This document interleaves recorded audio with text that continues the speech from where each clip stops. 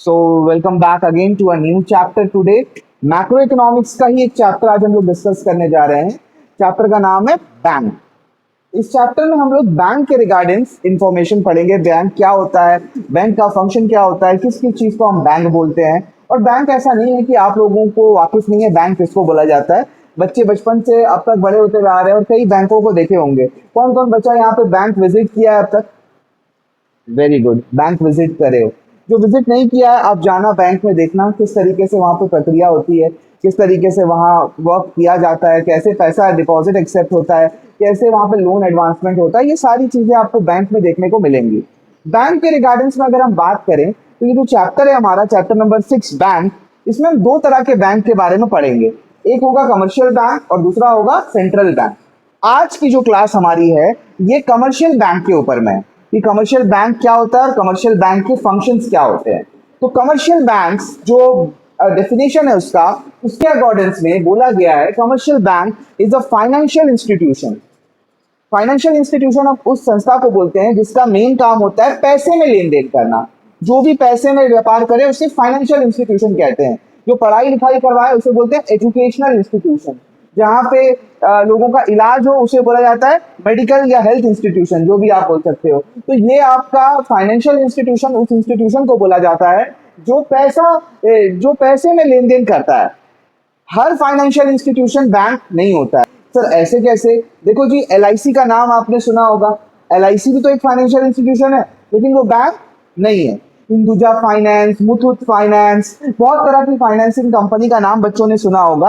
ये जो बैंकिंग की जो इंस्टीट्यूशन है ये बैंक नहीं है। बैंक होने के लिए दो कंडीशन सेटिस्फाई करना जरूरी है। क्या क्या सर? एक तो है कि ये डिपॉजिट एक्सेप्ट करे, accept deposit of money.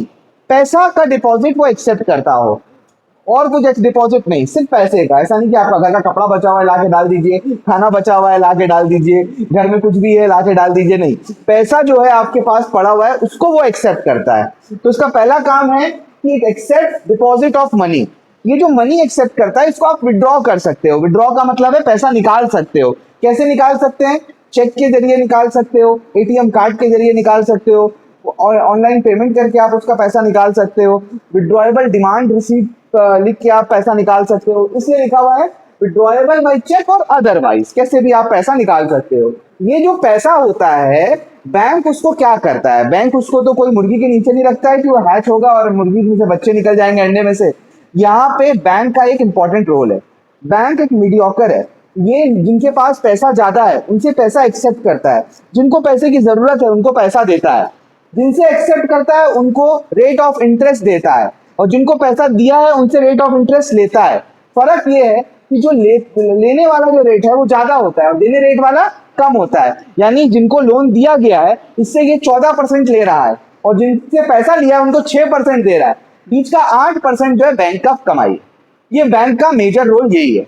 Bank होने के लिए दोनों फंक्शन मैंडेटरी है, डिपॉजिट एक्सेप्ट करना भी और लोन एडवांस करना भी। अगर खाली डिपॉजिट एक्सेप्ट करे, जैसे कि आपका पोस्ट ऑफिस में, आपको पता होगा कि वहां पे पैसा जमा होता है, वहां पे पोस्ट ऑफिस सेविंग बैंक होता है, लेकिन वो बैंक नहीं है क्योंकि वो पैसा लेता तो है लेकिन लोन नहीं देता है।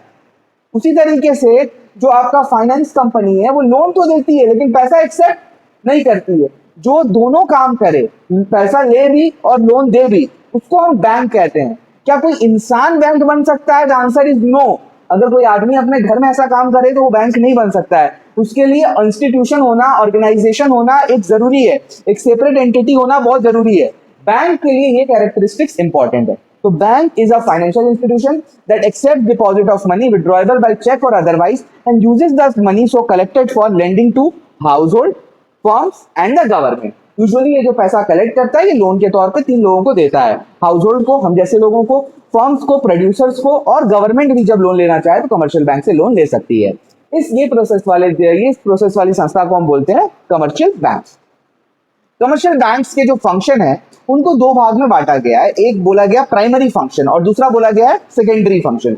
जो प्राइमरी फंक्शन होता है वो बैंक का मेन फंक्शन है। अगर ये फंक्शन वो परफॉर्म नहीं करे तो वो बैंक कहलाएगा नहीं। इसमें दो फंक्शन आते हैं, एक होता है एक्सेप्टेंस ऑफ डिपॉजिट और दूसरा होता है एडवांसमेंट ऑफ लोन।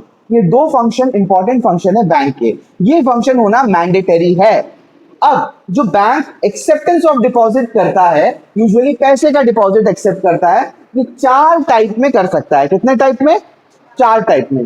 पहला टाइप कहलाता है सेविंग डिपॉजिट। क्या कहलाता है? Saving deposit. दूसरा कहलाता है करंट डिपॉजिट्स। तीसरा कहलाता है रिकरिंग डिपॉजिट्स और चौथा कहलाता है फिक्स डिपॉजिट्स।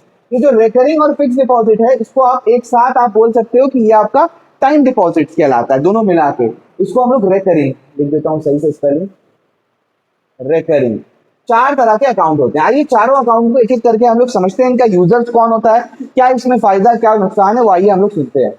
हाउस होल्ड जो होते हैं वो आपका सेविंग अकाउंट होल्डर होते हैं। यानी अगर आप अभी अगर एक अकाउंट बनाना चाहो अपने बचे कुछ सेविंग्स को आप जमा करने के लिए, तो जो आप अकाउंट बनाओगे वो अकाउंट होता है हाउस होल्ड, वो अकाउंट होता है सेविंग डिपॉजिट। सेविंग डिपॉजिट में आपको लिमिटेड नंबर ऑफ टाइम पैसा डालने का मौका मिलता है और लिमिटेड नंबर ऑफ टाइम पैसा निकालने का मौका मिलता है। मतलब सर दिन भर में आप कुछ गिने चुने टाइम ही आप पैसा डाल सकते हो, या एक या दो बार, और एक या दो बार ही आप अपने सेविंग डिपॉजिट से पैसा निकाल सकते हो। आज के डेट में यूपीआई का इस्तेमाल करके लोग मल्टीपल टाइम्स निकालते हैं, बट अगर आप बैंक से पैसा निकालने जाओगे तो दिन में एक या दो बार, बहुत मैक्सिमम बैंक में एक बार है, कुछ कुछ बैंकों में सेविंग डिपॉजिट में 2 बार निकालने का पैसा मौका देता है। पैसा डालने का भी लिमिट है, यानी कि आप एक या दो बार ही दिन में पैसा डाल सकते हो, उससे ज्यादा आप पैसा नहीं डाल सकते हो। ये सेविंग डिपॉजिट की खासियत होती है। इसका रेट ऑफ इंटरेस्ट जो होता है वो लो होता है। लो का मतलब है लगभग 3% 4% के रेट के अकॉर्डिंग्स में रेट ऑफ इंटरेस्ट इसमें मिलता है। इसमें कोई बेनिफिट्स है क्या सर? कोई ऐसा स्पेशल बेनिफिट्स तो नहीं है, लेकिन आपको एटीएम कार्ड वगैरह मिल जाता है और आपको यूपीआई ट्रांजैक्शन करने का मौका आज के डेट में मिलने लगा है। ये कुछ स्पेशल बेनिफिट है जो कि आप देखते हो तो आपका सेविंग अकाउंट में आपको देखने को मिलता है। करंट अकाउंट क्या होता है सर? करंट अकाउंट यूजुअली बनाया गया है बिजनेसमैन के लिए। क्यों सर बिजनेसमैन के लिए? क्योंकि इसमें अनलिमिटेड नंबर ऑफ टाइम्स आप पैसा डाल सकते हो और अनलिमिटेड नंबर ऑफ टाइम पैसा निकाल भी सकते हो।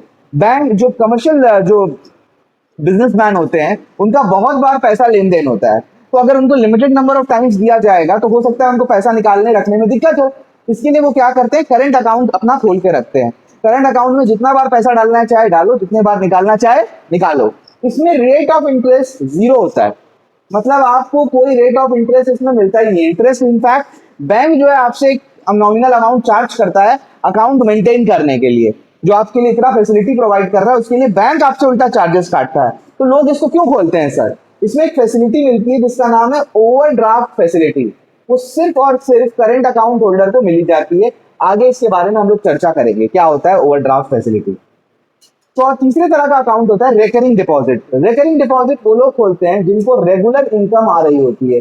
आपको पता है कि महीने में आपको एक पर्टिकुलर अमाउंट हर महीना मिलने वाला है, तो आप क्या करते हो कि अपना अमाउंट का एक पर्टिकुलर फिगर हर महीना आप बैंक में डिपॉजिट करते हो। यानी वंस एवरी मंथ, हर मंथ आप एक बार पैसा क्या करते हो, अपना डिपॉजिट करते हो। ये पैसा डिपॉजिट होता रहता है, एक्यूमुलेट होता रहता है, और इसकी मेच्योरिटी के टाइम पे आप जब मेच्योर हो जाता है पैसा, उसको आप विड्रॉ कर लेते हो वंस इन मेच्योरिटी। यानी कि हर मंथ आप पैसा डालते हो और एक बार पैसा को निकालते हो। इसको बोलते हैं रेकरिंग डिपॉजिट। इसमें रेट ऑफ इंटरेस्ट सबसे हाई होता है, ठीक है जी। इसमें सबसे रेट ऑफ इंटरेस्ट हाई होता है। ये जो दोनों अकाउंट थे करंट और सेविंग के, इसमें आपको इससे ज्यादा मिलता है। देखो मान के चलो मेरे को पता है कि हर महीना मेरे को 10,000 रुपये एक्स्ट्रा बच जाएगा, मैं उसको अगर रखूंगा अपने पास तो मेरा खर्चा हो जाएगा। मैं क्या करता हूँ, हर महीना 10,000 रुपये मेरा बैंक से आरडी करके रख दिया हूँ। हर महीने मेरे अकाउंट से 10,000 रुपये कट जाते हैं। साल भर में कितना हो गया, 1,20,000 रुपया। उसके ऊपर में इंटरेस्ट जोड़ दो, 5-6,000 7,000 रुपया इंटरेस्ट, तो 1,27,000 रुपया आपको मिल जाएगा जब आप इस तरीके से डिपॉजिट करोगे। तो लोगों को एक बल्क अमाउंट भी मिल जाता है, एक फायदा ये होता है, और उनका जो पैसा वेस्ट होने का चांसेस था वो कम चांसेस हो जाता है अभी, इसलिए लोग रिकरिंग डिपॉजिट करते हैं। उसके अलावा जो लोगों के पास बहुत ज्यादा वेल्दी लोग होते हैं, जिनके पास पैसा आइडल पड़ा होता है, वो लोग क्या करते हैं, अपना जो है ना फिक्स डिपॉजिट कर लेते हैं। Normally senior citizen, retired person, और जो लोगों को पता है कि अभी मुझे पैसे की जरूरत नहीं है मगर पैसा पड़ा हुआ है मेरे पास, तो उस पैसे को मैं क्यों घर में रखूं, उसको बैंक में डाल देता हूं। इसको बोलते हैं फिक्स डिपॉजिट। फिक्स डिपॉजिट में आप एक बार पैसा डालते हो और एक बार पैसा निकालते हो। एक टाइम पीरियड होता है उसका, 6 महीना, 3 महीना, साल, 2 साल, 3 साल आपने फिक्स कर दिया, उसके बाद आपको पैसा मिल जाता है। उस पर भी रेट ऑफ इंटरेस्ट काफी हाई होता है। स्पेशल फैसिलिटी की बात करें तो रिकरिंग और फिक्स डिपॉजिट में कोई ऐसा स्पेशल फैसिलिटी नहीं है। हाँ, लेकिन अगर आपको लोन की दरकार पड़ती है तो फिक्स डिपॉजिट के अगेंस्ट में आप लोन ले सकते हो। ये आपकी 4 तरह के अकाउंट देखने को मिलते हैं हम लोग को, जिसके थ्रू बैंक जो है डिपॉजिट्स एक्सेप्ट करता है। बातें समझ में आई आप लोगों को? अब हम आते हैं बैंक के दूसरे प्राइमरी फंक्शन में, जिसका नाम है advancement of loan. Bank loan कैसे देता है? बैंक का लोन देने का 3 तरीका होता है। पहला तरीका होता है कैश क्रेडिट। अब कैश क्रेडिट क्या है बच्चों, ध्यान से सुनना।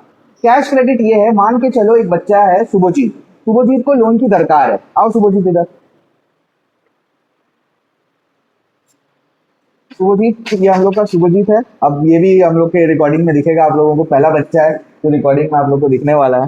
तो शुभजीत को जो है ना लोन की दरकार है। क्यों बेटा, दरकार है ना? सर दरकार दरकार है। तो मैंने इससे पूछा कि शुभजीत तुम मुझे बताओ तुम्हें कितना लोन चाहिए? 1 लाख। 1 लाख, बहुत छोटा अमाउंट लोन मांगा है बच्चे ने, लेकिन बोला है कि मुझे 1 लाख रुपए का लोन चाहिए। अब ध्यान से सुनना बात को। मैंने बोला शुभजीत को, शुभजीत ये पैसा क्या तुम्हें एक साथ लगेगा या थोड़ा थोड़ा करके तुमको लगेगा? हाँ, थोड़ा थोड़ा करके लगेगा। तो मैंने बोला बच्चे को कि बेटा तुझे पैसे थोड़े थोड़े करके लगने वाले हैं, तो तू पूरा 1 लाख लोन क्यों लेगा? मैं तेरे नाम का बैंक में, अपने ही बैंक में एक अकाउंट खोल देता हूँ, ठीक है? तू जितना लोन लेगा, जितना पैसा निकालेगा, तू उसी के ऊपर में खाली इंटरेस्ट देना, और जब तू मुझे पैसा वापस कर देगा तेरे को इंटरेस्ट देने की भी जरूरत नहीं है। मतलब तुझे मैंने 1 लाख रुपए दिए, लेकिन तेरे पॉकेट में नहीं दिए। तेरे नाम का क्या खोल दिया मैंने? एक अकाउंट। अकाउंट में मैंने डाल दिया 1 लाख रुपया, और तेरे को इंटरेस्ट तभी देना होगा जब तू 1 लाख रुपए में से कुछ पैसा निकालेगा। जितना दिन के लिए निकालेगा उतना दिन का ये इंटरेस्ट देगा। इस सिस्टम को हम बोलते हैं कैश क्रेडिट। क्या बोलते हैं? Cash credit. समझ में आई बात? ये पहले तरह का लोन होता है। जाओ शुभजीत बैठ जाओ। ये पहले तरह का लोन होता है। दूसरे तरह का जो लोन हम लोग को देखने को मिलता है, that loan is termed as demand loan. Demand loan क्या होता है? बैंक आपको लोन देता है और बोलता है जब मेरे को जरूरत होगा तुमसे मांग लेंगे। बैंक अपनी डिमांड पे आपसे लोन वसूल कर लेगा। वसूली भाई बन के आएगा आपके पास से पैसा लेके चला जाएगा। इसको बोलते हैं डिमांड लोन। और तीसरा होता है शॉर्ट टर्म लोन। पूरा पैसा उठा के उसको दे दिया गया कैश में, देने के बाद बोला तुम रखो, लेकिन उसको लेने के लिए तुमको कुछ गिरवी रखना पड़ेगा, कुछ अपना सिक्योरिटी देना पड़ेगा, उसके तहत आपको लोन दिया जाएगा। तो ये 3 तरह के लोन जो है बैंक देता है। एक होता है कैश क्रेडिट, दूसरा होता है डिमांड लोन, और तीसरा होता है शॉर्ट टर्म लोन। तीनों चीज समझ में आई बच्चों बात आप लोगों को? चलिए आगे हम बढ़ते हैं सेकेंडरी फंक्शन के तरफ में। ये जो 2 फंक्शन अभी मैंने आपको बताए, एक आपका हो गया एक्सेप्टेंस ऑफ डिपॉजिट, दूसरा हो गया एडवांसमेंट ऑफ लोन। इसको हम लोग बोलते हैं प्राइमरी फंक्शन। इसके अलावा जो फंक्शन है वो सेकेंडरी फंक्शन। सेकेंडरी फंक्शन में पहला फंक्शन आता है ओवरड्राफ्ट फैसिलिटी। आपको याद होगा जब मैंने अभी थोड़ी देर पहले आपको पढ़ाया था करंट डिपॉजिट, तो उसमें बोला था कि एक ओवरड्राफ्ट फैसिलिटी का सिस्टम भी दिया जाता है करंट अकाउंट होल्डर्स को। करंट अकाउंट होल्डर्स को कमर्शियल बैंक ये बोलता है कि आप जो है अपने डिपॉजिट का एक्सेस बैंक से ले सकते हो अगर जरूरत पड़े तो। मान के चलो एक बच्चा है जिसका एक करंट अकाउंट है, उसको 20,000 रुपया का ओडी फैसिलिटी मिला है। ओडी मतलब ओवरड्राफ्ट मिला है।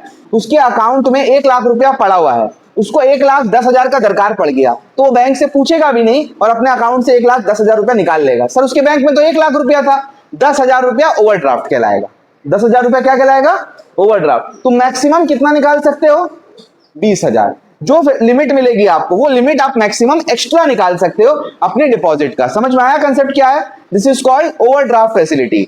उसके अलावा होता है discounting of bills of exchange. जो बच्चे क्लास 11 में बिल्स ऑफ एक्सचेंज चैप्टर पढ़े हैं उनको ये टॉपिक पता होगा, लेकिन जो नहीं पढ़ा है, जैसे आप लोग सीबीएसई वाले नहीं पढ़े होंगे टॉपिक को, पढ़े हो? हाँ जी पढ़े हो, तो आप लोगों को पता होगा कि बिल ऑफ एक्सचेंज क्या होता है। देखिए मान के चलो मैं एक बच्ची को कोई सामान देता हूं और बोलता हूं कि तुम मुझे इसका पैसा दो। वो बोली कि मैं सर आपको पैसा अभी नहीं, 1 महीने के या 2 महीने के बाद दूंगी। मैं बोलूंगा एक काम करो तुम इस पेपर में साइन कर दो, एक पेपर में मैं साइन करवा लूंगा। वो पेपर कहलवाएगा बिल्स ऑफ एक्सचेंज। वो पेपर में लिखा रहेगा कि ये बच्ची 2 महीने के बाद मुझे इतना इतना पैसा देगी।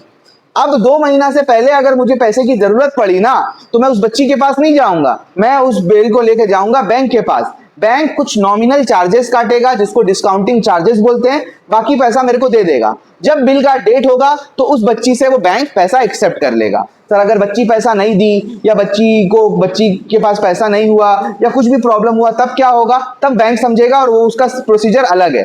अभी आपको मैंने बताया कि बैंक एक फैसिलिटी ये भी प्रोवाइड आपको करता है कि आपको डेट से पहले, मैच्योरिटी डेट से पहले बिल का पैसा पेमेंट कर देता है। उसके बिहाफ में बैंक आपसे एक डिस्काउंटिंग चार्जेस काटेगा। समझ में आई बात? एग्जांपल के तौर पे मैंने 1 लाख रुपए का बिल साइन करवा लिया, बैंक के पास जाऊंगा तो बैंक मुझे 98,000 1000 देगा, लेकिन जब डेट होगा तो बैंक उससे 1 लाख कलेक्ट कर लेगा।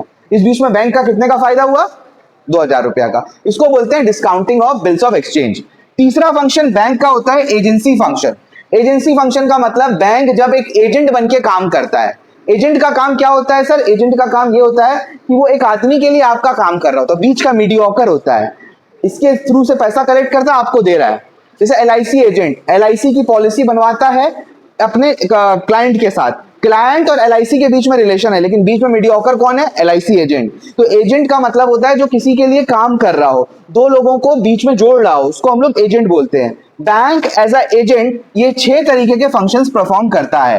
क्या क्या सर? ट्रांसफर ऑफ फंड, आपके अकाउंट से दूसरे अकाउंट में पैसा ट्रांसफर करवाना बैंक का काम है। Collection of payment of various items, आपका डिविडेंड वगैरह अगर चक्कर है, मान के चलो आपके शेयर्स में डिविडेंड मिल रहा है, वो डिविडेंड जो है आपने बैंक को इंस्ट्रक्शन दे दिया है कि भाई मेरे बिहाफ में कलेक्ट कर लो, तो बैंक आपके बिहाफ में डिविडेंड, इंटरेस्ट या कोई भी तरह का इनकम जो है आपके बिहाफ में कलेक्ट कर लेता है। पेमेंट करने वाला वो थर्ड पार्टी है, कलेक्शन आप कर रहे हो, करवा रहा कौन है? बैंक। बैंक एक एजेंट बन गया। समझ में आई बात? आप अगर कोई फॉरेन एक्सचेंज खरीदना चाहते हो, डॉलर या येन या कोई भी दूसरे देश की करेंसी खरीदना चाहते हो, तो आपको बैंक के थ्रू से ही खरीदना पड़ेगा। उसके अलावा अगर आपको कोई सिक्योरिटी खरीदनी है, सिक्योरिटी का मतलब है share, government bond, dividend, debentures, इसके लिए भी आप बैंक के थ्रू से ही करते हो। बैंक में पैसा डालते हो, वो आपका डीमैट अकाउंट खोलता है, डीमैट अकाउंट से आप नॉर्मल शेयर्स वगैरह को परचेज करते हो। आपको इनकम टैक्स कंसल्टेंसी देता है, आपका टैक्स पेमेंट जो होता है वो आपका बैंक अकाउंट से होता है, और रिफंड ऑफ टैक्स भी जो आता है आपका, वो भी आपका बैंक अकाउंट में ही आता है। उसके अलावा अगर आप मर जाते हो तो आपके बिहाफ में ट्रस्टी और एग्जीक्यूटर का काम भी बैंक करता है। ट्रस्टी का मतलब होता है कि आपके मरने के बाद आपकी वसीयत को लोगों तक पहुंचाना, आपके जो प्रॉपर्टी है उसका हिस्सा बंटवारा करना, इसको बोलते हैं ट्रस्टी एंड एग्जीक्यूटर। ये भी बैंक फंक्शन परफॉर्म करता है। Apart from these agency function, bank कुछ जनरल यूटिलिटी फंक्शन भी प्रोवाइड करता है। जनरल यूटिलिटी फंक्शन में बैंक एक लॉकर फैसिलिटी देता है। बच्चों को अच्छे से पता होगा लॉकर क्या होता है, बहुत सारी आप अपनी जो जरूरत की चीजें हैं वो बैंक में रख सकते हो, बैंक उसके लिए चार्जेस आपसे लेता है। उसके अलावा बैंक ट्रैवलर्स चेक देता है। ट्रैवलर्स चेक क्या होता है? अगर आप कहीं घूमने जा रहे हो और आपको डर है कि कैश कैरी करके लेके जाऊंगा तो मेरा कैश चोरी हो जाएगा, आप बैंक में जाते हो, एक ट्रैवलर्स चेक बनवा लेते हो। कैसे बनेगा?